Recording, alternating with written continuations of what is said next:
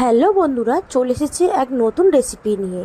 তোমাদের দেখাবো ঝুড়ো ঝুড়ো সুজির রেসিপি। প্রথমে গ্যাসে একটা পাত্র বসিয়ে নিয়েছি। পাত্রটা গরম হতেই তার মধ্যে 2 চামচ ঘি দিয়েছি।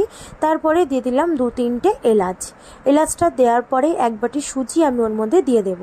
সুজিটা দেওয়ার পরে একটু নাড়াচাড়া করে নিয়েই একটু কাজু আর কিশমিশ আমি সুজির মধ্যে দিয়ে দেব।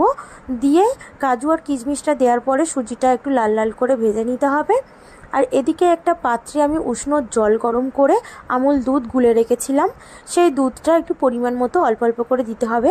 দুধটা তোমরা একেবারে ঢেলে দেবে না, অল্প অল্প করে সুজিটা নাড়তে নাড়তে দুধটাকে দেবে। 1 কাপ চিনি দিয়েছি। চিনিটা তোমরা যেমন পরিমাণ মিষ্টি খাবে সেই অনুযায়ী চিনিটাকে দেবে। তারপরে সুজিটা নাড়ার পরে যখন সুজিটা একদম শুকনো শুকনো হয়ে যাবে, খুন্তির গায়ে আর লাগবে না, তখনই জানবে সুজিটা একদম রেডি হয়ে গেছে। এখানে আমার ঝুড়ো ঝুড়ো সুজি একদম রেডি। তোমরাও এইভাবে বানিয়ে দেখো।